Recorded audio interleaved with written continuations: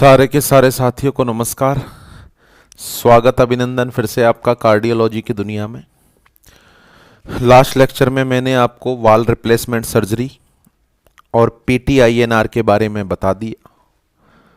Hypertension हो गया, CAD हो गया, सीएचएफ हो गया, वाल्वुलर हार्ट डिसऑर्डर हो गया। अब आज के पर्टिकुलर लेक्चर में अपन डिस्कस करने वाले हैं हार्ट की जो तीनों लेयर होती हैं उनमें होने वाले इन्फ्लामेशन। और हार्ट की तीनों लेयर में होने वाले इन्फ्लामेशन को अपन नाम देते हैं इन्फ्लामेटरी और इन्फेक्शियस डिसऑर्डर। इनको अपन नाम देंगे इन्फ्लामेटरी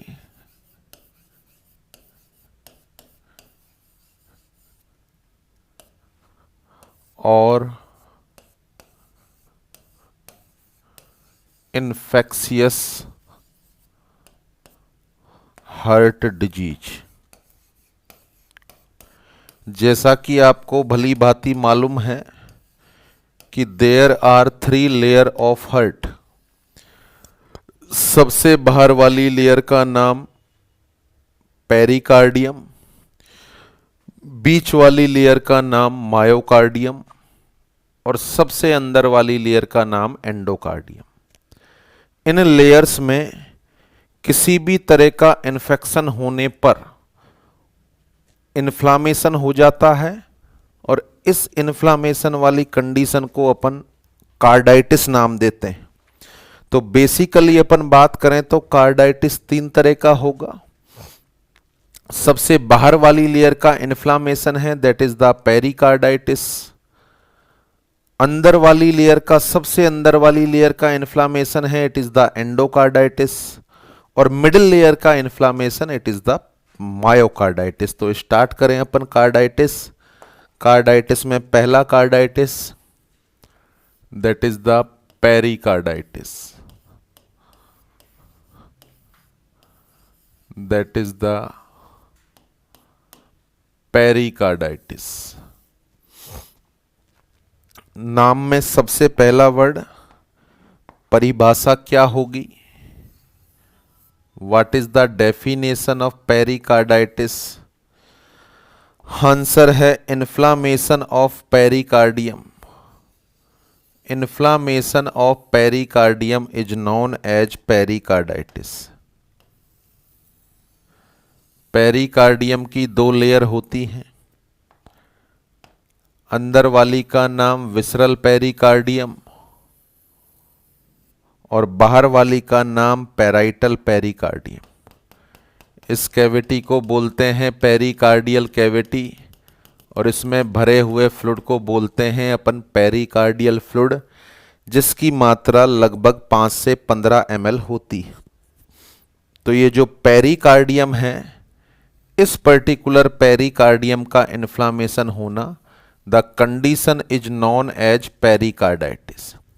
डिफाइन करें अपन इसको तो डिफाइन कर सकते हैं, it is the inflammation of pericardium. It is the inflammation of pericardium. तो सबसे पहले what is the definition? Answer है inflammation, inflammation of pericardium is known as pericarditis.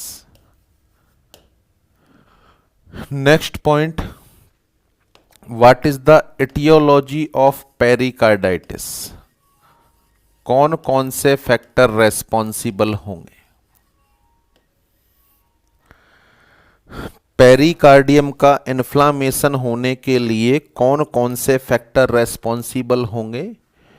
Factor number 1, किसी भी तरह का इन्फेक्शन होना। इन्फेक्शन होगा हार्ट में, वो बैक्टीरिया से हो, वायरस से हो, फंगस से हो, हार्ट की लेयर का इन्फ्लामेशन कर देगा। तो सबसे पहला पॉइंट अपन ऐड करना चाहेंगे एटियोलॉजी में, number 1, infection. The infection may be caused by bacteria, virus और फंगस। इसके अलावा कोई कॉज, मान के चलें किसी इंसान की बाईपास सर्जरी हुई है, बाईपास सर्जरी के दौरान अपन ने पेरिकार्डियम को टीयर किया है, तभी मायोकार्डियम को देखेंगे, वहीं पर ब्लड वेसल होंगी। उसके बाद सूचर करके अपन ने उसको वापस से रिपोजिशन कर दिया। अब वहां पर यदि स्टेराइल टेक्निक यूज नहीं की गई है, देयर में be possibility of infection that में कॉज पेरिकार्डाइटिस। किसी इंसान में हार्ट की सर्जरी हुई हो, वाल्वुलर हार्ट सर्जरी हुई है, वाल रिप्लेसमेंट सर्जरी की है, तो पॉसिबिलिटी है उसके बाद भी पेरिकार्डियम में इन्फ्लामेशन होना पॉसिबल है। तो किसी भी तरह के हार्ट की सर्जरी होना, खासकर ओपन हार्ट सर्जरी होने के बाद पेरिकार्डाइटिस हो सकता है। यानी पेरिकार्डाइटिस का एक कारण होगा ओपन हार्ट सर्जरी, पेरिकार्डाइटिस का एक कारण होगा ओपन हार्ट सर्जरी। नेक्स्ट, मान के चलें किसी इंसान में हार्ट वाली साइड में पेनेट्रेटिंग ट्रॉमा हुआ, किसी क्रिमिनल इंसान ने किसी नॉर्मल इंसान को चाकू मारा और वो सीने पे लगा, लेफ्ट वाली साइड में गया और वो चाकू रिब्स को भेदते हुए अंदर पहुंच गया पेरिकार्डियम तक और पेरिकार्डियम टीयर हो गई। इमीडिएट उसको अस्पताल पहुंचाया, उसका इलाज स्टार्ट हुआ। जो पेरिकार्डियम में टीयर हुआ है, पॉसिबिलिटी है वहां पर इन्फ्लामेशन हो जाए। तो किसी भी तरह की इंजरी या ट्रॉमा, खासकर कैसा होना चाहिए, पेनेट्रेटिंग, खासकर कैसा होना चाहिए, पेनेट्रेटिंग। तो यहां पर अपन बोलेंगे कार्डियक इंजरी या कार्डियक ट्रॉमा। किसी भी तरह का कार्डियक ट्रॉमा होने के बाद पेरिकार्डाइटिस होने की संभावना हो जाती। नेक्स्ट पॉइंट में अपन डील करें, एक टॉपिक पढ़ाया था मैंने आपको, मायोकार्डियल इन्फाक्शन, और मायोकार्डियल इन्फाक्शन के कॉम्प्लिकेशन भी लिखाए थे। देखें, ये मायोकार्डियम है, इसमें इन्फाक्शन होने के बाद पेरिकार्डाइटिस हो सकता है। आपको बता दिया था मैंने कॉम्प्लिकेशन में cardiogenic shock, congestive heart failure, डिसरिथमिया, Dressler syndrome, recurrent MI और पेरिकार्डाइटिस। तो आफ्टर एमआई भी पेरिकार्डाइटिस होने की संभावना होती, तो यह भी इसका एक कॉज हो सकता है। आफ्टर एमआईबी पेरिकार्डाइटिस होने की संभावना होती है और यह भी इसका एक कॉज हो सकता है। तो it is the aetiology of pericarditis. Inflammation of pericardium is known as pericarditis. It may be caused by infection which may occur due to the invasion of bacteria, virus or fungus. It may also occur after open heart surgery, cardiac trauma और after MI. Next point, जब किसी इंसान को pericarditis हो जाएगा तो pericarditis होने के बाद कौन कौन से क्लिनिकल मैनिफेस्टेशन अपीयर होंगे, कौन कौन से क्लिनिकल मैनिफेस्टेशन अपीयर होंगे। तो ऑटोमेटिकली आपके दिमाग में आ रहा होगा कि सर सबसे पहले तो चेस्ट पेन होगा, सबसे पहले तो चेस्ट पेन होगा। पेरिकार्डियम का इन्फ्लामेशन हो रहा है तो चेस्ट पेन होगा। अच्छा, यह चेस्ट पेन इससे पहले जो अपन ने चेस्ट पेन पढ़े हैं उनसे अलग होगा या उनके जैसा होगा? तो इसका आंसर है यह उनसे अलग होगा। देखें, वो जो चेस्ट पेन अपन ने सीएडी में पढ़े थे, उन चेस्ट पेन में गहरी सांस लेने के साथ दर्द में आराम आता है क्योंकि शरीर में ऑक्सीजन सैचुरेशन बढ़ता है। यहां पर गौर करें आप, यह अपना हार्ट है और इट इज अवर लंग्स, ये लंग्स है। यहां पर एक कार्डियक नॉच होती है। अब हार्ट में पेरिकार्डाइटिस हो रखा है, इसका मतलब इसकी बाहर वाली लेयर का इन्फ्लामेशन है। आप यदि बहुत ज्यादा गहरी सांस लेते हैं तो लंग्स में एक्सपेंशन होता है और लंग्स में बहुत ज्यादा एक्सपेंशन होगा तो पेरिकार्डियम को टच करेंगे लंग्स। बताओ, पेरिकार्डियम में तो पहले से इन्फ्लामेशन है। अब पेरिकार्डियम को लंग्स यदि टच करेंगे तो पेन बढ़ेगा, तो वहां पर जो दर्द हो रहा था, देखिए नेचर वाइज अपन बात करें तो यह पर्टिकुलर दर्द भी स्टेबिंग नेचर का होगा, स्टेबिंग पेन होगा, परंतु यह दर्द ना तो इतना ज्यादा रेडिएट होगा और वहां पर जो दर्द हो रहा था वह गहरी सांस लेने पर बढ़ रहा था, गहरी सांस लेने पर कम हो रहा था, और यहां जो दर्द होगा वह गहरी सांस लेने पर बढ़ेगा। इस दर्द की जो एग्जैक्ट लोकेशन होगी, देखो यहां से ये क्लेविकल है मेरी, क्लेविकल का मिड पॉइंट मिड क्लेविकुलर, यहां से नीचे चलें आप, ये 5वां इंटरकॉस्टल स्पेस आता है, यहां पर होगा। यह इसकी लोकेशन होगी मिड क्लेविकुलर लाइन से नीचे चलते हुए 5th इंटरकॉस्टल स्पेस में दर्द होगा, स्टेबिंग नेचर का होगा, और यह पर्टिकुलर दर्द गहरी सांस लेने पर बढ़ेगा। तो यहां पर अपन बोलेंगे it occur at 5th intercostal space at mid clavicular region, pain increase in intensity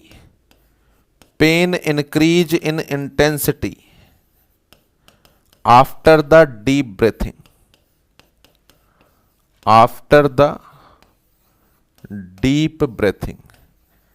गहरी सांस लेने पर दर्द बढ़ जाएगा, गहरी सांस लेने पर दर्द बढ़ जाएगा। Is that clear? इसके बाद अपन बात करें दर्द के साथ और क्या क्या समस्याएं होंगी, तो पहले जो अपन ने बीमारियां पढ़ी हैं उन बीमारियों में यूजुअली अपन ने फीवर नाम नहीं लिया। यहां पर इन्फेक्शन हो रहा है तो पॉसिबिलिटी है कि इंसान को लो ग्रेड फीवर प्रेजेंट होगा, हाई ग्रेड भी हो सकता है। चूंकि हार्ट में इन्फ्लामेशन है तो लंग्स पर थोड़ा बहुत दबाव बढ़ेगा ही बढ़ेगा, टेकिपनिया होगा, डिस्निया होगा, हार्ट रेट बढ़ जाएगी और खुद को महसूस होने लग जाएगी, पाल्पिटेशन होगा। इसके अलावा जीआईटी से संबंधित कॉमन सिम्टम चलते ही चलते हैं, एनोरेक्सिया, नोजिया, वोमिटिंग। यानी यहां पर अपन डिफरेंशिएट करें इस बीमारी को सीएडी से अलग करें तो एक तो इस पर्टिकुलर कंडीशन के अंदर फीवर मौजूद होगा, दूसरा यहां पर जो सीने में दर्द होगा वह सीएडी के दर्द से अलग होगा। वहां तो रेट्रोस्टर्नल होता है, यहां मिड क्लेविकुलर रीजन में 5th इंटरकॉस्टल स्पेस पर होगा और यह दर्द गहरी सांस लेने पर बढ़ेगा, जबकि सीएडी का दर्द गहरी सांस लेने पर कम होता है। तो ये कॉमन क्लिनिकल फीचर हैं जो मरीज में अपीयर होंगे। मरीज इन क्लिनिकल फीचर को लेकर अपने पास हॉस्पिटल में आएगा और हॉस्पिटल में आने के बाद आप कौन कौन सी जांच उसकी कराना चाहोगे। What are the diagnostic measure? तो सबसे पहला पॉइंट तो जो सभी में कॉमनली चलता है, हिस्ट्री एंड फिजिकल एग्जामिनेशन।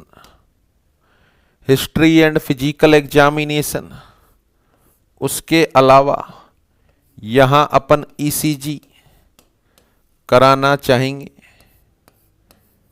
उसके अलावा एक्सरे भी कराना चाहेंगे, कार्डियोमेगैली मिल सकती है, और जो मेन इन्वेस्टिगेशन होगा दैट इज द इकोकार्डियोग्राफी। उसके अलावा मेन इन्वेस्टिगेशन होगा सीबीसी, इसके अलावा होगा ईएसआर। सीबीसी में आपको डब्ल्यूबीसी टीएलसी बढ़ी हुई मिलेगी, ईएसआर आपको बढ़ी हुई मिलेगी, इको में आपको पेरिकार्डियम का इन्फ्लामेशन देखने को मिलेगा। तो जो बेस्ट इन्वेस्टिगेशन अपन पेरिकार्डाइटिस में कराते हैं these are the echocardiography, CBC और ईएसआर। ये बेस्ट इन्वेस्टिगेशन होंगे। इन्वेस्टिगेशन कराने के बाद आपको पता चल गया कि पेरिकार्डियम में इन्फ्लामेशन है, then go for the management. तो क्या मैनेजमेंट आपके द्वारा किया जाएगा? क्या मैनेजमेंट आपके द्वारा किया जाएगा? देखो, इन्फेक्शन हो रखा है, इन्फेक्शन हो रखा है, आप मरीज में एंटीबायोटिक देना चाहोगे। इन्फेक्शन है, देन प्रिस्क्राइब द एंटीबायोटिक्स। इसके अलावा मरीज को फीवर आ रहा है, देन प्रिस्क्राइब एंटीपायरेटिक, बोले तो पैरासीटामोल। मरीज को दर्द हो रहा है, NSAID दे देंगे, आइब्यूप्रोफेन या डाइक्लोफेनेक सोडियम, ये अपन प्रिस्क्राइब कर देंगे। चूंकि हार्ट का मामला है, जल्दी से इन्फ्लामेशन ठीक हो जाए तो अच्छा है, अपन यहाँ मरीज को स्टीरॉयड भी दे सकते हैं या देते ही हैं, क्योंकि हार्ट से ज़्यादा कीमती ऑर्गन तो कौन सा है शरीर का। और यदि मरीज को बहुत ज़्यादा डिस्निया की समस्या हो रही है, देन O2 एडमिनिस्ट्रेशन। डिस्निया या साइनोसिस डेवलप हो रहा है तो अपन मरीज में ऑक्सीजन लगा देते हैं। That is the simple case of pericarditis. It is the simple case of pericarditis. कुछ भी स्पेशल नहीं है इसमें। देखिए, यहां से अपन ने पढ़ा what is the pericarditis. It is the inflammation of pericardium. Aetiology होगी इन्फेक्शन, बैक्टीरिया, वायरस या फंगस के द्वारा। आफ्टर ओपन हार्ट सर्जरी हो सकता है, किसी तरह का कार्डियक ट्रॉमा या इंजरी से हो सकता है, पेनेट्रेटिंग होना चाहिए। आफ्टर MI हो सकता है। क्या क्लिनिकल फीचर आएंगे? चेस्ट पेन होगा जो CAD वाले दर्द से अलग होगा। It occur at 5th intercostal space at mid clavicular region. The pain has been increase in intensity after the deep breathing. यहाँ मरीज में फीवर होगा, dyspnoea, tachypnoea, tachycardia, palpitation, anorexia, nausea, vomiting. कौन कौन सी जांच कराना चाहोगे? इसके मेजर इन्वेस्टिगेशन, किसी किसी केस में ECG में भी ST एलिवेशन देखने को मिल सकता है। चूंकि हार्ट है, बाहर इन्फ्लामेशन हो रहा है, तो जो डीपोलराइजेशन रीपोलराइजेशन है वो अफेक्ट होगा। इस वजह से किसी किसी केस में ST एलिवेशन देखने को मिलेगा। एक्सरे की अपन बात करें तो हार्ट का साइज बढ़ा हुआ मिल सकता है। बाकी मेन इन्वेस्टिगेशन होगा इको, ESR और TLC। दवाई क्या देंगे आप? एंटीबायोटिक दोगे, पैरासीटामोल दोगे, आइब्यूप्रोफेन देंगे या डाइक्लोफेनेक, साथ में स्टीरॉयड और O2 administration. That is the simple case of pericarditis. यहां तक बहुत रेयर संभावना है कि आपके एग्जाम में क्वेश्चन आए भी तो हद करके एक चेस्ट पेन वाला क्वेश्चन जरूर आएगा कि इसका चेस्ट पेन किस तरह का होता है। मैंने बता दिया, CAD से अलग है, वो गहरी सांस लेने पर कम होता है, जबकि ये वाला सीने में दर्द गहरी सांस लेने पर बढ़ जाता है। अब इसके कॉम्प्लिकेसी की बात करें। देखिए, पेरिकार्डाइटिस किसी इंसान में हुआ और किसी इंसान में पेरिकार्डाइटिस होने के बाद उस पर ध्यान नहीं दिया जा रहा है। 1-2 दिन दवाई ली और 1-2 दिन दवाई लेने के बाद छोड़ दिया। 1-2 दिन दवाई ली और 1-2 दिन दवाई लेने के बाद छोड़ दिया।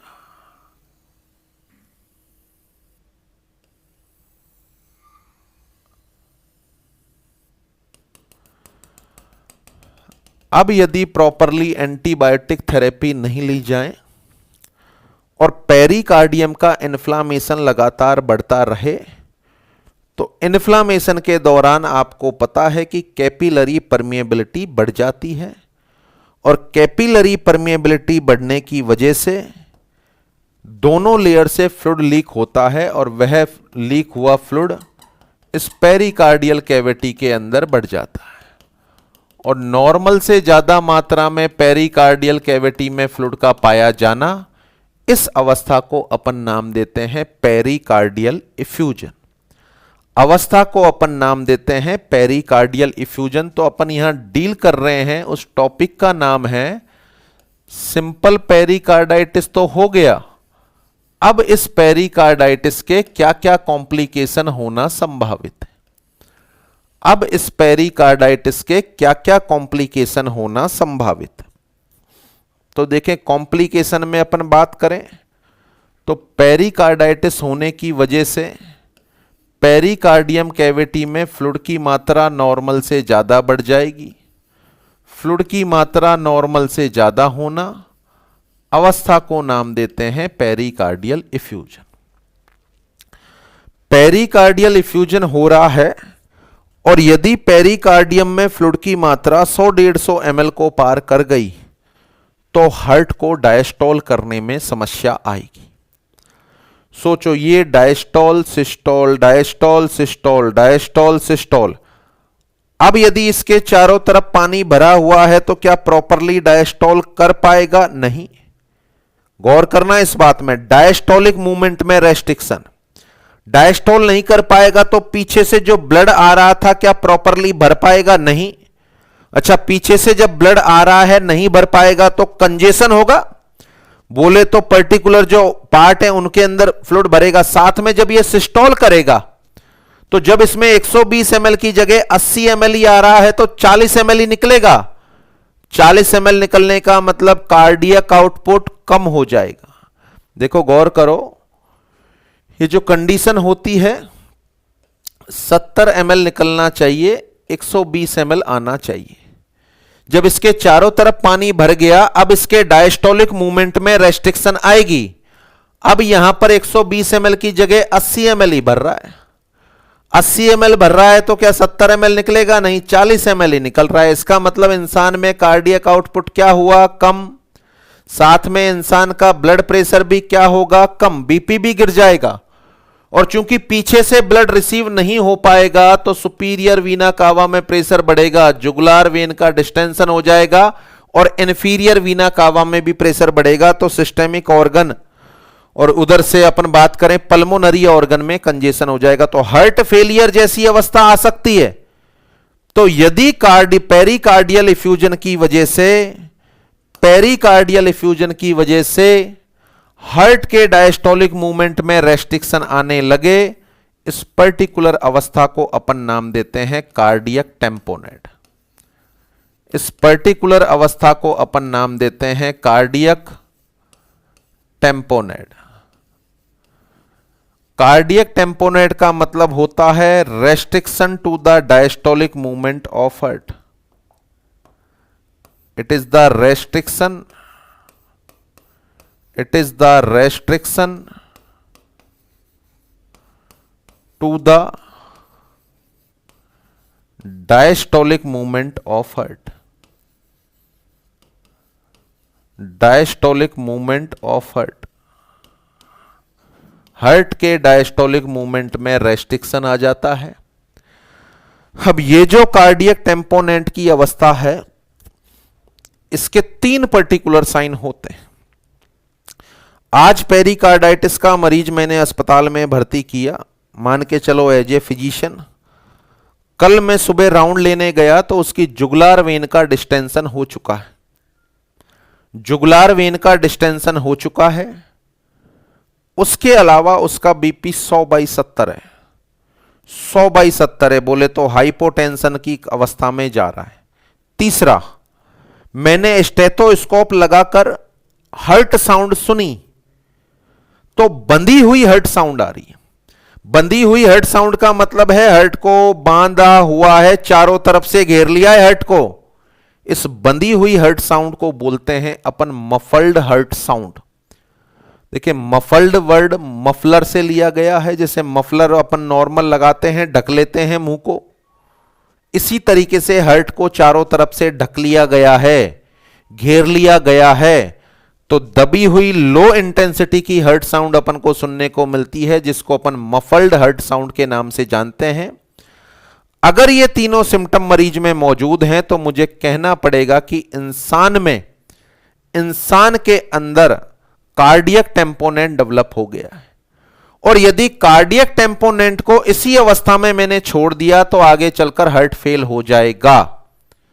तो अभी अभी कार्डियक टेम्पोनेंट के मैं 3 सिम्टम बता रहा था, अगले दिन मैंने जाकर देखा जुगुलार वेन का डिस्टेंशन हो रखा है, हाइपोटेंशन हो रखा है और मफल्ड हार्ट साउंड मुझे देखने को मिल रही है। इनका पता सबसे पहले बैक ने लगाया और उससे कंफर्म कर दिया कि मरीज में कार्डियक टेम्पोनेंट हो गया है भैया। इस पर्टिकुलर कंडीशन के लिए जो ट्रायड अपन नाम लेते हैं उस ट्रायड को नाम दिया जाता है बैक ट्रायड। यानी कब बोलोगे आप कि इंसान में कार्डियक टेम्पोनेंट डेवलप हो गया, तब बोलेंगे जब बैक ट्रायड प्रेजेंट होगा। अब क्वेश्चन है बैक ट्रायड में क्या क्या आता है जी। बैक ट्रायड में आता है jugular vein distension number 1, jugular vein distension number 2, cardiac output कम होने की वजह से इंसान का बीपी कम हो जाएगा। कौन सी अवस्था? Answer is hypotension.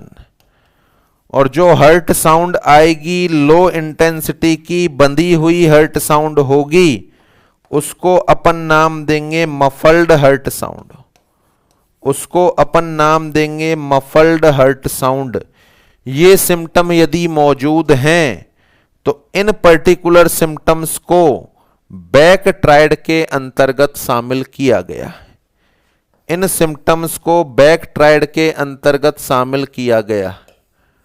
तो यहां पर क्वेश्चन बन सकता है कि बैक ट्रायड में निम्न में से कौन सा सिम्टम शामिल है और कौन सा सिम्टम शामिल नहीं। बैक ट्रायड में कौन सा सिम्टम शामिल है और कौन सा सिम्टम शामिल नहीं है। तो आंसर आपके सामने है। The Beck triad include jugular vein distension, hypotension and muffled heart sound. Back triad are the characteristic feature of. Answer is cardiac tamponade. What is the cardiac tamponade? It is a condition in which there is a restriction to the diastolic movement of heart. Heart के diastolic movement में किसी भी तरह का restriction आना cardiac tamponade कहलाता है। अब इंसान को कार्डियक टेम्पोनेट हो गया, बैक ट्रायड मौजूद है, मुझे तुरंत इसका इलाज करना चाहिए। अगर मैं इलाज में कोताही बरतूंगा तो इंसान हार्ट फेलियर में चला जाएगा। इंसान हार्ट फेलियर में चला जाएगा तो अपन बोलेंगे the condition of cardiac tamponade lead to congestive heart failure. The condition of cardiac tamponade lead to congestive heart failure. इसकी वजह से कंजेस्टिव हार्ट फेलियर डेवलप हो जाता है। तो जो मेन याद रखने वाली बात है, देखें गौर करें, पेरिकार्डाइटिस एक बड़ा सिंपल सा डिसऑर्डर है। एंटीबायोटिक दे दो, एनाल्जेसिक दे दो, एंटीपायरेटिक दे दो, स्टीरॉयड दे दो, सही हो जाएगा। यह जानलेवा हो सकता है। शरीर के हर एक ऑर्गन में पानी भर सकता है। कब भरेगा? जब CHF होगा। और क्या पेरिकार्डाइटिस से CHF हो सकता है? यस। कैसे हो सकता है? कब होगा? जब पेरिकार्डियल इफ्यूजन होगा। पेरिकार्डियल इफ्यूजन से क्या डेवलप हो जाएगा? Cardiac tamponade. What is the cardiac tamponade? Restriction to the diastolic movement of heart. और हार्ट में ब्लड नहीं आएगा, फिलिंग कम होगी तो टेम्पोनेट हो जाएगा। कार्डियक टेम्पोनेट की पहचान कैसे करेंगे? बैक ट्रायड से करेंगे। What are the symptoms included under back triad? Answer is JVD, jugular vein distension, hypotension and muffled heart sound. Is that clear? तो that is the complication of pericarditis. अब यदि ये वाली कंडीशन डेवलप हो जाए और ये केस इतना ज्यादा कॉम्प्लिकेटेड हो जाए तो फिर इसका इलाज क्या करना चाहोगे? इस अवस्था में जब पेरिकार्डियल इफ्यूजन और कार्डियक टेम्पोनेट डेवलप हो गया तो क्या इलाज करना चाहोगे? मरीज को भर्ती कर दो। भर्ती करके उसको सांस में दिक्कत आ रही होगी, आप सबसे पहले फाउलर पोजीशन प्रोवाइड कराओ। क्योंकि लंग्स में भी थोड़ा बहुत पानी भर रहा है, कंजेशन हो रहा है, इसलिए तुरंत इसको ऑक्सीजन दो। अच्छा, हार्ट की पंपिंग नहीं हो पा रही, हार्ट की पंपिंग नहीं हो पा रही, बाहर से पंपिंग करा दो। हार्ट फेलियर में जा रहा है इंसान, दवाई स्टार्ट कर दो भैया हार्ट फेलियर की। कौन सी दवाई दे दें? डिजॉक्सिन और डायूरेटिक, डिजॉक्सिन और डायूरेटिक्स ये अपन प्रिस्क्राइब कर देंगे। साथ में पेरिकार्डियम में फ्लूइड का कलेक्शन हो गया तो निडल डालकर उस पर्टिकुलर फ्लूइड को बाहर निकाला जाता है। अवस्था को नाम देते हैं पेरिकार्डियोसिंथेसिस। देखें, 3 नाम होते हैं ये। पेट में पानी भरा हुआ है उसको निकालना पैरासिंथेसिस, लंग्स के चारों तरफ पानी भरा हुआ है प्लूरल कैविटी में उसको निकालना थोरासिंथेसिस, और पेरिकार्डियल कैविटी से फ्लूइड को निकालना पेरिकार्डियोसिंथेसिस। अब ये तो एडिशनल जोड़ ही दिया, बाकी जो इलाज चल रहा था वो तो चलेगा ही चलेगा। एंटीबायोटिक्स चलेंगी ही चलेंगी, स्टीरॉयड चलेंगे ही चलेंगे, डाइक्लोफेनेक चलेगा ही चलेगा, और पैरासीटामोल चलेगा ही चलेगा। जो पहले चल रहा था वो तो चलेगा ही चलेगा, एडिशनली अपन ने उसमें ये वाला इलाज जोड़ दिया। मेनली तो हार्ट फेलियर का इलाज जोड़ दिया और साथ में पेरिकार्डियोसिंथेसिस कर दिया। तो that is the management of complicated case of pericarditis. Pericarditis के कॉम्प्लिकेटेड केस को इस तरीके से अपन ट्रीट करना चाहेंगे। तो अगर पूछा जाए आपसे what are the complication of pericarditis, तो आंसर देना है number 1 pericardial effusion, number 2 cardiac tamponade, और number 3 CHF congestive heart failure. यानी क्या पेरिकार्डाइटिस वाला मरीज भी कंजेस्टिव हार्ट फेलियर में जा सकता है? तो आंसर है यस, पेरिकार्डाइटिस वाला मरीज भी कंजेस्टिव हार्ट फेलियर में जा सकता है। कैसे जा सकता है? पूरी की पूरी मैकेनिज्म आपके सामने है। तो these are the complication of pericarditis. कौन कौन से? पेरिकार्डियल इफ्यूजन, कार्डियक टेम्पोनेट, और तीसरा हो गया congestive heart failure. It is the case of pericarditis and complication of pericarditis. तो ये पहला कार्डाइटिस आपका कंप्लीट होता है। Now come on to the next. Myocardium का इन्फ्लामेशन हो जाए, मायोकार्डियम का इन्फ्लामेशन हो जाए तो कंडीशन को अपन नाम देते हैं myocarditis.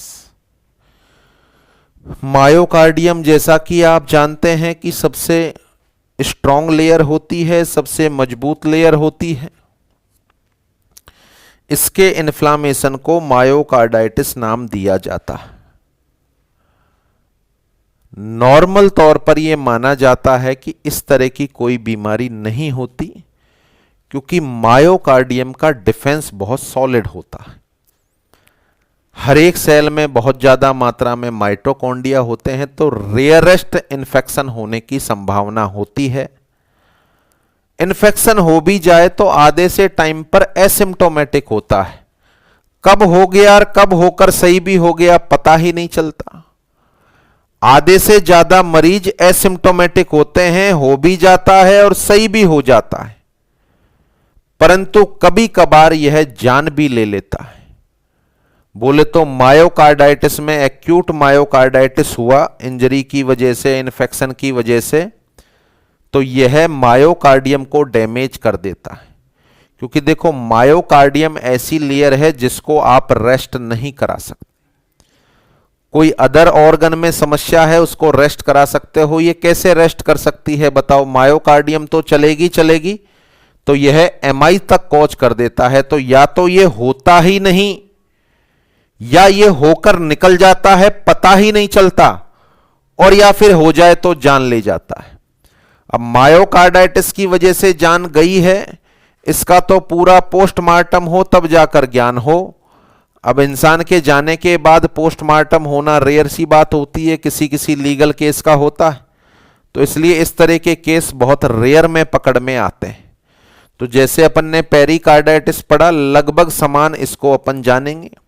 What is the myocarditis, definition की अपन बात करें, मायोकार्डाइटिस की डेफिनेशन की अपन बात करें, it is the inflammation to the myocardium. Myocardium का इन्फ्लामेशन होना मायोकार्डाइटिस कहलाता है। तो परिभाषा इसकी बोलें तो सिंपली हुई, इन्फ्लामेशन टू द मायोकार्डियम। अगला point, what is the aetiology, myocarditis किस वजह से होगा, मायोकार्डाइटिस किस वजह से होगा। तो देखें, एक तो कारण माना जाता है इन्फेक्शन होना, लगभग सेम कारण है, बैक्टीरिया, वायरस, फंगस से जो मोस्टली इन्फेक्शन होता है मायोकार्डाइटिस के केस में वो वायरल होता है। The myocarditis is mainly caused by virus, यानी मायोकार्डाइटिस का मेन कारण वायरस होता है। किसी भी तरह की इंजरी या ट्रॉमा हो सकता है, इंजरी या ट्रॉमा, कोई ओपन हार्ट सर्जरी हो रही है उसके बाद मायोकार्डाइटिस हो सकता है, after open heart surgery, open heart surgery के बाद मायोकार्डाइटिस हो सकता है, और आफ्टर एमआई भी हो सकता है।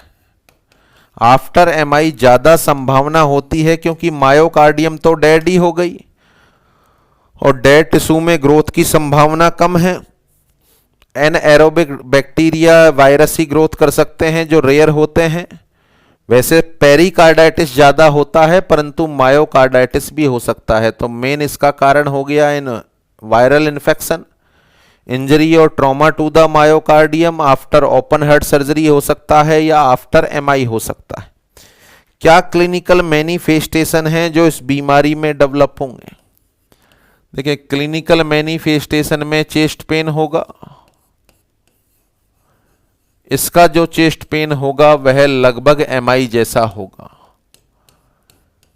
जब इंसान को चेस्ट पेन हो रहा है वह किसी भी तरह की एक्टिविटी में इंगेज होगा तो दर्द बढ़ेगा, हार्ट ज्यादा काम करेगा, तो यह चेस्ट पेन इंक्रीज होगा किसी भी तरह की एक्टिविटी के साथ। Increase with any type of activity, किसी भी तरह की एक्टिविटी के साथ यह दर्द बढ़ेगा। मरीज को फीवर होगा, dyspnoea, tachypnoea, tachycardia, palpitation, anorexia, nausea, vomiting, sweating, ये सिम्टम डेवलप हो सकते हैं। पर अभी अभी मैंने बताया मैक्सिमम केस में कैसा होगा, ये एसिम्प्टोमेटिक होगा। मैक्सिमम केस में कैसा होगा, ये एसिम्प्टोमेटिक होगा। कौन कौन से डायग्नोस्टिक मेजर आप यूज करना चाहोगे? हिस्ट्री और फिजिकल एग्जामिनेशन, उसके अलावा ईसीजी करेंगे अपन, सीबीसी ईएसआर करेंगे अपन। बताओ मोस्ट इंपॉर्टेंट क्या होगा? इको कराएं क्या? तो देखें, बहुत सारे साथी बोल रहे हैं इको। मैंने कब पढ़ाया कि इको में मायोकार्डियम दिख जाती है? नहीं, इको ज्यादा यूजेबल नहीं है। ईसीजी में ST elevation, ST depression, T wave का इन्वर्जन देखने को मिल सकता है। बाकी यहां पर आपको एमआरआई तक करानी पड़ सकती है। एमआरआई और सिटी स्कैन मायोकार्डियम को देखने के लिए कराते हैं। तो ये इन्वेस्टिगेशन करेंगे। क्या इलाज करें अपन इस बीमारी का? What are the management aspect? तो देखो, इन्फेक्शन हुआ है, एंटीबायोटिक्स दे सकते हैं। फीवर हो रहा है, पीसीएम दे सकते हैं। यहां पर पेन हो रहा है मायोकार्डियम में, मॉर्फिन सल्फेट देते हैं। स्टीरॉयड देना मैंडेटरी होता है। मरीज का हार्ट मिनिमम काम करे तो यहां मरीज को पूरी तरीके से रेस्ट कराते हैं। साथ में O2 इनहेलेशन भी लगाना मैंडेटरी होता। तो दैट इज द मैनेजमेंट। तो पहली बात तो ये होता ही नहीं, क्योंकि मायोकार्डियम का डिफेंस सॉलिड होता है। हो जाए तो मैक्सिमम मरीजों में पता ही नहीं चलता कब हुआ और कब होकर निकल लिया। तीसरा, यह जान भी ले सकता है, क्योंकि इससे मायोकार्डियम डैमेज हो सकती है, जिससे इमीडिएट एमआई भी हो सकता है। और मायोकार्डियम डैमेज हो गई तो उसकी फोर्स ऑफ कॉन्ट्रैक्शन कम होने की वजह से कंजेस्टिव हार्ट फेलियर में भी मरीज जा सकता है। तो that is the simple case of myocarditis. It is the inflammation of myocardium.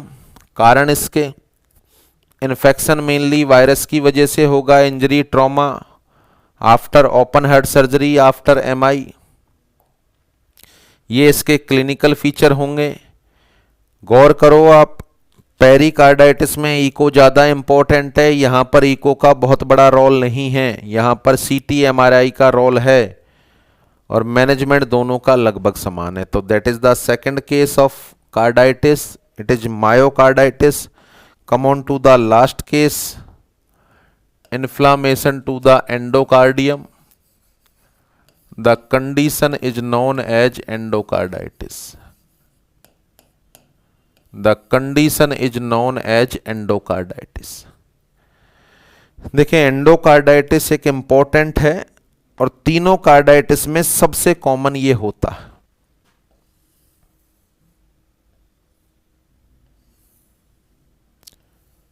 तीनों कार्डाइटिस में सबसे कॉमन होता है।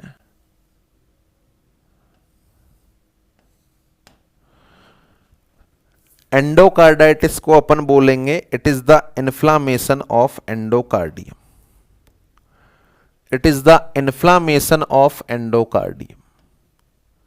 देखें, एंडोकार्डियम सबसे अंदर वाली लेयर होती है।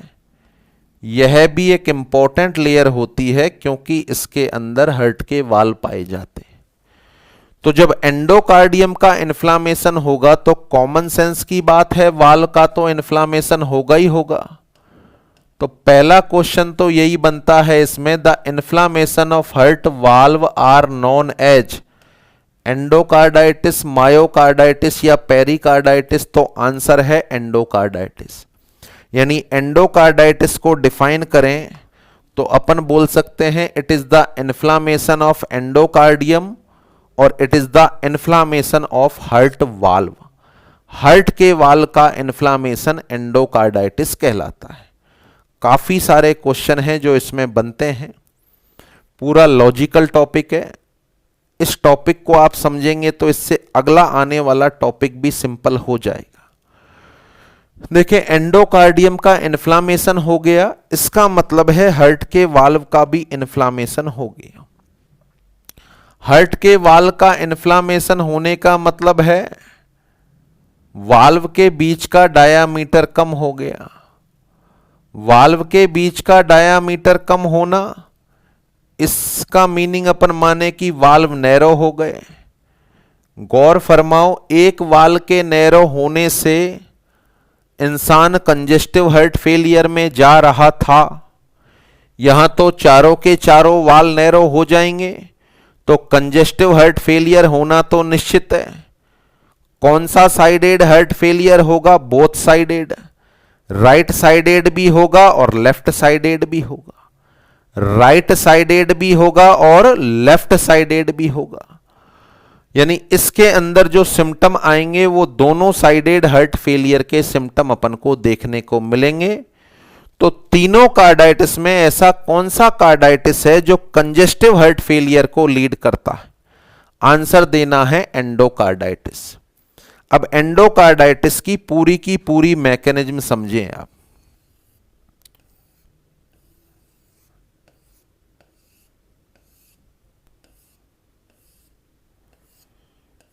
ये 5 से 15 साल तक का बच्चा है जिसकी इम्यूनिटी कमजोर है।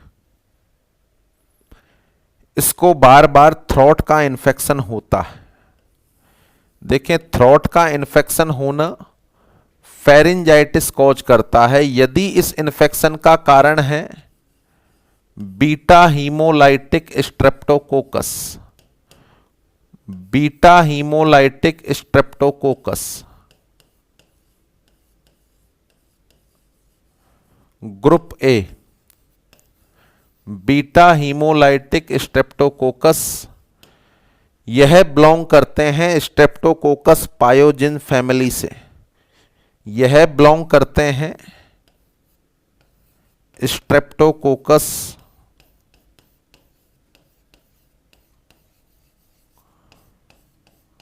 पायोजेंस फैमिली से। अगर इसके गले में इस पर्टिकुलर बैक्टीरिया का इन्फेक्शन है, इसकी पहली खासियत होती है कि यह पर्टिकुलर ऑर्गेनिज्म गले के माध्यम से प्रवेश करता है और गले के माध्यम से प्रवेश करके सबसे पहले फेरिंजियल इन्फ्लामेशन कॉज करता है। फेरिंजियल इन्फ्लामेशन होना, कंडीशन को नाम देते हैं फेरिंजाइटिस, कंडीशन को नाम देते हैं फेरिंजाइटिस। फेरिंजाइटिस होने के बाद यह बैक्टीरिया ब्लड में घूमता है और यदि किसी इंसान के हार्ट के वाल्व में थोड़ी बहुत खराबी है तो यह उनका इन्फ्लामेशन कॉज कर देता है। ऐसा नहीं कि सभी के अंदर, परंतु इस पर्टिकुलर बैक्टीरिया का अगला टारगेट ऑर्गन होता है हार्ट, और यह हार्ट की अंदर वाली लेयर का इन्फ्लामेशन कर देता है, जिसको अपन बोलते हैं एंडोकार्डाइटिस। तो क्वेश्चन बनता है इसमें, देखो पहला क्वेश्चन हो गया तीनों कार्डाइटिस में से कौन से कार्डाइटिस से हार्ट फेलियर होगा, आंसर है endocarditis. Question number 2, which of the following is most common cause of endocarditis, the answer is beta hemolytic streptococcus, the answer is beta hemolytic Streptococcus, it is the most common cause of endocarditis. अच्छा, endocarditis में किसके symptom आने वाले हैं, congestive heart failure के। कौन सा वाला, दोनों साइडेड, राइट साइडेड भी और लेफ्ट साइडेड भी। अब यानी नॉर्मल तौर पर जब भी बीटा हीमोलाइटिक स्ट्रेप्टोकोकस गले में इंफेक्शन फैलाएगा तो उस केस में संभावना है एंडोकार्डाइटिस हो जाए। तो एंडोकार्डाइटिस वाला केस अगर अपने पास हॉस्पिटल में आता है तो अपन उससे क्वेश्चन करेंगे, क्या कुछ दिनों पहले आपका गला खराब हुआ था? अगर वो आंसर देता है हां 5, 7, 10 दिन पहले गला खराब हुआ था, तो पूरी पॉसिबिलिटी है किसने इन्फेक्शन फैलाया होगा, बीटा हीमोलाइटिक स्ट्रेप्टोकोकस। अब किनके अंदर ऐसा हो जाता है, तो देखें इसके कुछ रिस्क फैक्टर दिए जाते हैं। जैसे सामान्यतः यह इन्फेक्ट करता है उन बच्चों में जिनमें होता है माल न्यूट्रिशन, प्रोटीन एनर्जी माल न्यूट्रिशन। नेक्स्ट, यह ज्यादा कॉमन होता है पुअर्टी में। अच्छा, जो पुअर पर्सन है वह ओवर क्राउडी एरिया में रहते हैं, पुअर पर्सन है वह ओवर क्राउडी एरिया में रहते हैं। उसके अलावा आईवी यूजर्स, जो नशे वाले लोग होते हैं, वह एक ही दवाई को एक ही सिरिंज से 5-5 जने लेते हैं तो एक का इन्फेक्शन दूसरे में ट्रांसमिट हो जाता है। देखो, यह बीटा हीमोलाइटिक स्ट्रेप्टोकोकस एक तरह का थ्रोट इन्फेक्शन है, तो पुअर पर्सन में ज्यादा होगा। पुअर पर्सन स्लम्स में, कच्ची बस्ती में रहते हैं, ओवर क्राउडी एरिया है तो एक इंसान से दूसरे इंसान में रेस्पिरेटरी ट्रैक्ट इन्फेक्शन जाता है, ट्यूबरक्लोसिस भी ज्यादा होती है।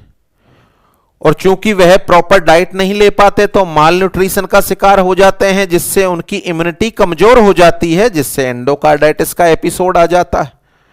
आईवी यूजर्स एक ही सिरिंज से 5-5 जने दवाई ले रहे हैं तो एक इंसान का इन्फेक्शन दूसरे इंसान में ट्रांसमिट हो जाता है। तो ये इसका मोस्ट कॉमन कॉज हो गया, जो पहले फेरिंग्स को इन्फेक्ट करेगा, देन एंडोकार्डियम में जाएगा, और ये इसके रिस्क फैक्टर हो गए। क्या क्या सिम्टम आने वाले हैं इस पर्टिकुलर बीमारी में? या दोबारा से अपन सिस्टमेटिक चलें। सबसे पहले इसकी परिभाषा क्या होगी? तो इसकी परिभाषा होगी, it is defined as inflammation of heart valve. Heart valve का इन्फ्लामेशन होना एंडोकार्डाइटिस कहलाता है। अगला point, what is the etiology? Answer आपको देना है beta hemolytic streptococcus. Beta hemolytic streptococcus is the most common cause of endocarditis. Then what are the risk factor? What are the risk factor? देखें, risk factor में number 1 मैं लिखना चाहूंगा beta hemolytic streptococcal pharyngitis. Beta hemolytic streptococcal pharyngitis, इसका infection होता है। इसके अलावा यदि किसी इंसान में पहले से वाल्व डैमेज हैं, किसी इंसान के वाल्व पहले से डैमेज है, तो वहां पर इन्फेक्टिव ऑर्गेनिज्म के ग्रोथ होने की संभावना ज्यादा होगी।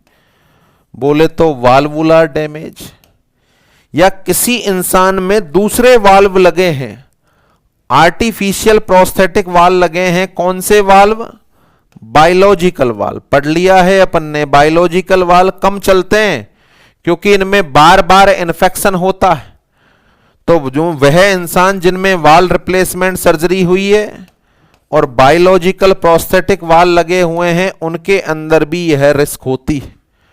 उसके अलावा रिस्क अभी अभी लिखा ही है, poverty, malnutrition, over crowded area और IV users. These all are the risk factor of endocarditis. Endocarditis वाला मरीज कौन कौन से सिम्टम लेकर आएगा? What are the clinical manifestation of endocarditis? तो देखें, एंडोकार्डियम का इन्फ्लामेशन है, इंसान को फीवर होगा। इसके अलावा jugular vein distension, hepatomegaly, splenomegaly, ascites, peritonitis, ankle oedema, anorexia, nausea, vomiting, constipation, dyspnoea, tachypnoea, cyanosis, coughing, haemoptysis, crackle sound in lungs. बताओ, जितने भी शब्द बोल रहा हूं सारे सुने सुने लग रहे हैं? राइट साइडेड हार्ट फेलियर के और लेफ्ट साइडेड हार्ट फेलियर के। तो बीमारी को एक लाइन में अपन डिस्क्राइब करें, it is characterized by clinical feature या क्लिनिकल मैनिफेस्टेशन ऑफ सीएचएफ, यानी इंसान कंजेस्टिव हार्ट फेलियर में चला जाएगा। कौन कौन से इन्वेस्टिगेशन हैं जो आप कराना चाहोगे? तो देखें, इन्वेस्टिगेशन में सबसे पहले तो हिस्ट्री और फिजिकल एग्जामिनेशन, सबसे ज्यादा फाइंडिंग मिलेगी इसमें। हिस्ट्री और फिजिकल एग्जामिनेशन कराना चाहेंगे। उसके बाद मेन इन्वेस्टिगेशन होगा वाल्व की कंडीशंस को देखने के लिए इको, चाहे तो ईसीजी भी करा सकते हैं, एक्सरे भी करा सकते हैं, सोनोग्राफी भी करा सकते हैं। एक्सरे में लंग्स में पानी भरा हुआ मिलेगा, सोनोग्राफी में लीवर स्प्लीन में पानी भरा हुआ मिलेगा। उसके अलावा ब्लड इन्वेस्टिगेशन के अंदर अपन सीबीसी कराएंगे जिसमें टीएलसी बढ़ी हुई मिलेगी, ईएसआर कराएंगे, बढ़ी हुई मिलेगी, सी रिएक्टिव प्रोटीन कराएंगे, CRP, C reactive protein positive मिलेगी। इन्फेक्शियस इन्फ्लामेटरी कंडीशन में पॉजिटिव मिलती है।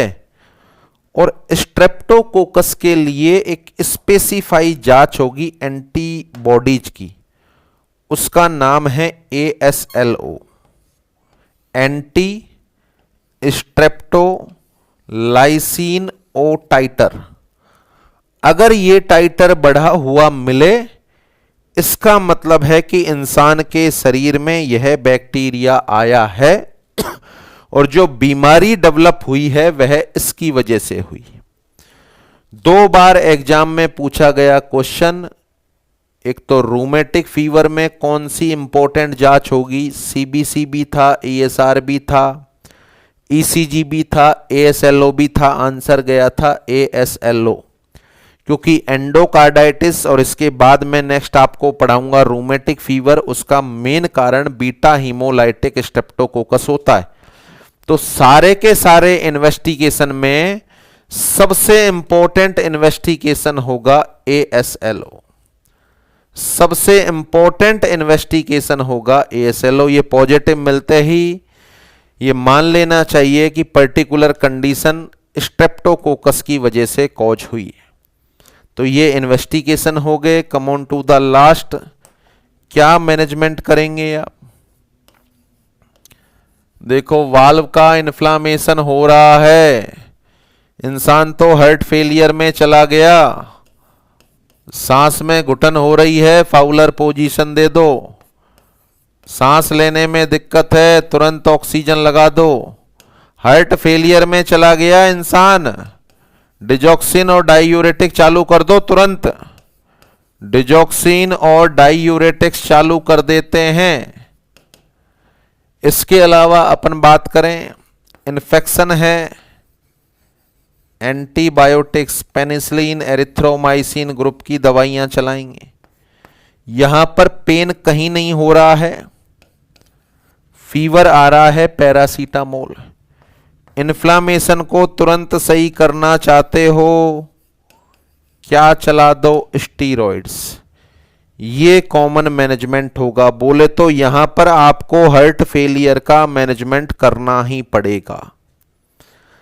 देखें, ये एक ऐसी बीमारी है, ये एक ऐसी बीमारी है जिसमें हार्ट फेलियर में इंसान चला जाता है। तीनों तरह के कार्डाइटिस के बारे में यदि मैं बताऊं, 3 तरह का कार्डाइटिस हो गया।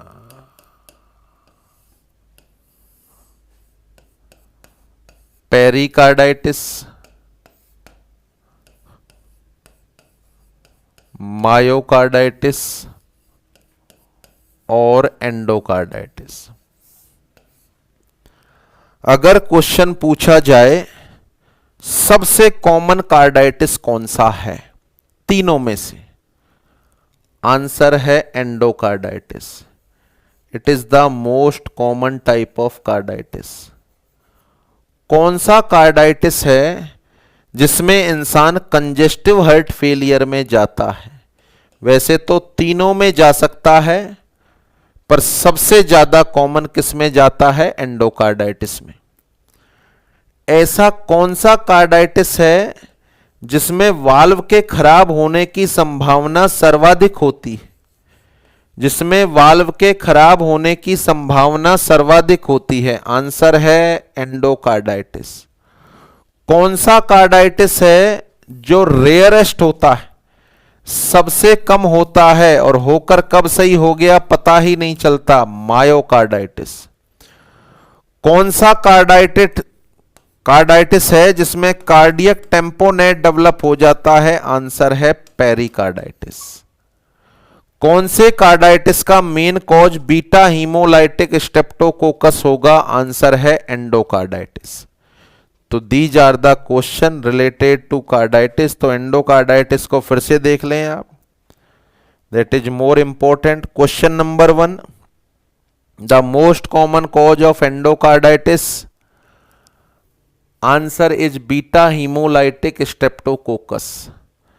The most dominant risk factor, beta hemolytic streptococcal pharyngitis. पहले ये गले में इंफेक्शन फैलाता है, देन एंडोकार्डाइटिस कॉज करता है। क्या इससे हार्ट फेल हो सकता है? यस।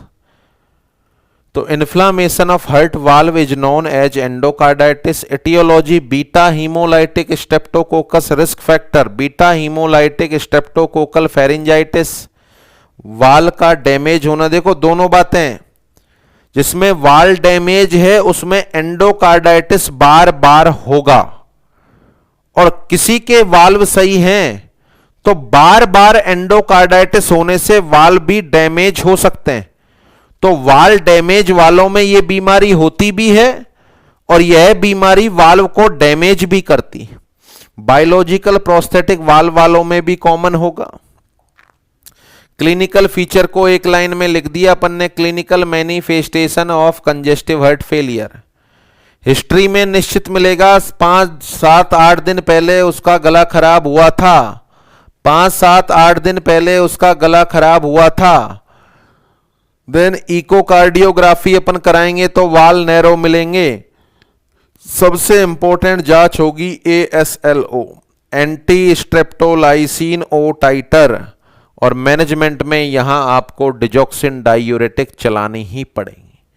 अब यहां अलग अलग चीजें बता दी। सबसे कॉमन कौन सा? एंडोकार्डाइटिस। एंडोकार्डाइटिस होने पर वाल डैमेज हो जाते हैं, इसलिए एंडोकार्डाइटिस को रूमेटिक एंडोकार्डाइटिस या रूमेटिक हार्ट डिजीज में इन्वॉल्व करते हैं। रूमेटिक हार्ट डिजीज का मतलब वह डिजीज जिसके अंदर हार्ट के वाल परमानेंटली डैमेज हो जाते हैं, तो ये सबसे कॉमन होता है। इसी से कंजेस्टिव हार्ट फेलियर हो जाता है, और वाल डैमेज होने का भी नंबर 1 कारण है। सबसे रेयर कौन सा होता है? मायोकार्डाइटिस। कौन से कार्डाइटिस में टेम्पोनेट डेवलप हो जाता है? आंसर है पेरिकार्डाइटिस। कार्डियक टेम्पोनेट के 3 फीचर होते हैं जिनको बैक ट्राइड के नाम से जानते हैं। तो it is the end of inflammatory और इन्फेक्शियस डिजीज ऑफ हार्ट। अब इसको पीपीटी के माध्यम से देख लें आप। Pericarditis, it is the inflammation of pericardium. Inflammation of pericardium is known as pericarditis. कारण देख लो, infection by bacteria, virus, trauma, injury to pericardium, penetrating trauma, after open heart surgery या after MI। Clinical feature fever होगा, chest pain थोड़ा अलग होगा। It occur at 5th intercostal space at mid clavicular region and the pain has been increased during the deep breathing। गहरी सांस लेने पर दर्द बढ़ेगा, जबकि CAD का दर्द गहरी सांस लेने पर कम होता है। क्लिनिकल फीचर स्वेटिंग, इसके अलावा अपन बात करें dyspnoea, sweating, anorexia, nausea, vomiting. क्या जांच करना चाहोगे? हिस्ट्री, फिजिकल एग्जामिनेशन, ECG, यहां ST एलिवेशन मिल सकता, एक्सरे, इकोकार्डियोग्राफी सबसे इंपॉर्टेंट जांच होगी। CBC में WBC ज्यादा और ESR बढ़ा हुआ मिलेगा। इलाज करेंगे अपन एंटीबायोटिक, एनाल्जेसिक, एंटीपायरेटिक और स्टीरॉयड, ये इसका इलाज करेंगे। इसके अलावा एक खतरनाक या जानलेवा हो सकता, if pericarditis lead to pericardial effusion then it may cause restriction to the diastolic movement of heart. The condition is known as cardiac tamponade. The cardiac tamponade lead to congestive heart failure, and the condition of cardiac tamponade characterized by back triad, which include hypotension, jugular vein distension और muffled heart sound। यदि ऐसा हो जाता है तो फिर ये parameter additionally use करना पड़ेगा। Fowler position, oxygen administration, pericardiocentesis और हार्ट फेलियर का इलाज बोले तो digoxin and diuretic. Then myocarditis, inflammation to the myocardium. कारण देख लो, infection, viral infection is the most common cause of myocarditis. Heart में ट्रॉमा या इंजरी होना आफ्टर ओपन हार्ट सर्जरी। आगे लिखा है myocarditis often has no symptom, in fact most people recover and never even know they had it. बहुत सारे मरीज सही हो जाते हैं, उनको पता ही नहीं होता कि कभी उनके साथ मायोकार्डाइटिस भी हुआ है। उसके अलावा फीवर, जो कभी कभार सिम्टम आते हैं वो fever, chest pain, dyspnoea, sweating, anorexia, nausea, vomiting. क्या डायग्नोस्टिक मेजर यूज करें? History, physical examination, ECG, ST elevation, depression, T wave का इन्वर्जन, MRI तक कराते हैं, CT MRI कराते हैं। इसके अलावा CBC, ESR। इलाज में ऑक्सीजन देंगे, एंटीबायोटिक, एंटीवायरल, एनाल्जेसिक में यहां कौन सी देंगे? मॉर्फिन, देन एंटीपायरेटिक और steroid.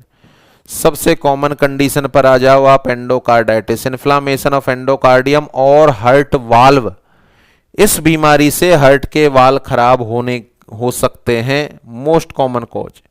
Etiology group A beta hemolytic streptococcus. Risk factor poor personal hygiene, poverty, malnutrition, over crowded area, beta hemolytic streptococcal pharyngitis. इसके अलावा biological prosthetic valve, biological prosthetic valve भी हो सकते हैं, और उसके अलावा वाल्वुलर डैमेज भी हो सकता है। क्लिनिकल फीचर एक लाइन में लिख दी अपन ने, फीवर होगा, साथ में clinical feature of congestive heart failure. क्या डायग्नोसिस करें? मरीज में हिस्ट्री में मिलेगा previous history of sore throat. Physical examination में ओसलर नोड देखने को मिलते हैं, they are the pea size nodule upon finger tip. Echo कराते हैं, x ray, sonography, CBC, ESR, CRP, और सबसे इंपॉर्टेंट एएसएलओ, सबसे इंपॉर्टेंट एएसएलओ, ये जांच कराएंगे अपन।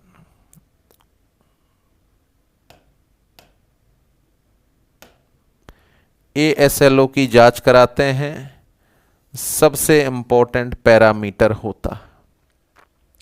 देखिए यहां पर एक वर्ड लिखा हुआ है Osler node. Osler node is the characteristic feature of endocarditis.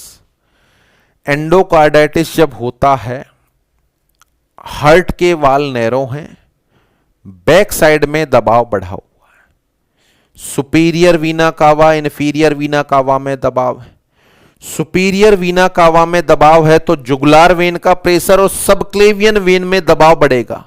अच्छा, सबक्लेवियन वेन यहां से जा रही है, यहां तक दबाव बढ़ेगा, तो इन्फेक्टिव ऑर्गेनिज्म और प्रेशर बढ़ने की वजह से यहां फिंगर टिप पर रेड कलर के मटर के दाने के आकार के नोडूल आ जाते हैं। पहले गला खराब हुआ, अब पूरे शरीर में अंदरूनी ऑर्गन में सूजन आ गई, साथ में उंगलियों पर मटर के दाने के आकार के रेड कलर के नोडूल भी दिखने लग गए, तो बिना जांच कराए हुए समझ जाओ एंडोकार्डाइटिस हो गया। पहला क्लू मिल गया, गला खराब हुआ था। दूसरा, सारे ऑर्गन्स में पानी भर गया, इसका मतलब हार्ट पंप नहीं कर रहा है। साथ में बीपी भी कम है, रेड कलर के नोडूल आ गए, तो कंफर्म मान लो जांच होती रहेंगी, एंडोकार्डाइटिस का इलाज स्टार्ट कर दो। तो यहां पर 2 पॉइंट हैं इस पर्टिकुलर डायग्राम में कि ओसलर नोड किसमें देखने को मिलेंगे, एंडोकार्डाइटिस में। क्या बेस्ट इन्वेस्टिगेशन होगा? आंसर है एएसएलओ टाइटर। लास्ट पॉइंट, क्या मैनेजमेंट करें? Fowler position, antibiotics, antipyretic, steroid, oxygen, और साथ में डिजॉक्सिन एंड डायूरेटिक।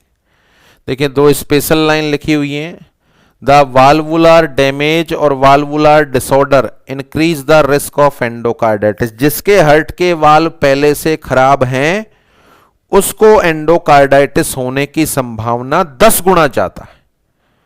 पर जैसे मेरे वाल्व सही हैं और मुझे यदि एंडोकार्डाइटिस होता है तो मेरे वाल्व खराब हो सकते हैं। दोनों बातें हो गई, पहले से वाल्व खराब हैं तो एंडोकार्डाइटिस बार बार होगा, वाल्व सही हैं और एंडोकार्डाइटिस बार बार हो रहा है तो वाल्व भी खराब हो सकते हैं। तो दूसरी लाइन में लिखा है recurrent endocarditis lead to valvular damage. Is that clear? तो these are the all type of carditis, endocarditis, myocarditis और पेरिकार्डाइटिस। एंडोकार्डाइटिस, मायोकार्डाइटिस और पेरिकार्डाइटिस। अब इन्हीं से संबंधित एक पर्टिकुलर कंडीशन है जिसका नाम है रूमेटिक फीवर, वह भी इस इन्फेक्शन के बाद होता है। तो टाइम हैज ओवर, उसको अभी पढ़ा जाना पॉसिबल नहीं है, उसको अपन डिस्कस करेंगे नेक्स्ट लेक्चर में। तो नेक्स्ट लेक्चर में रूमेटिक फीवर अपन डिस्कस करेंगे, उसके बाद लगभग हार्ट के सारे डिसऑर्डर कंप्लीट हो जाएंगे, फिर केवल ब्लड वेसल के 3 डिसऑर्डर बचेंगे जिनको अपन फर्दर पढ़ लेंगे। तो टाइम हैज ओवर, उम्मीद आपको समझ में आया। आज के अभी के लिए इतना ही। आप साथियों का बहुत बहुत धन्यवाद। Thanks to all.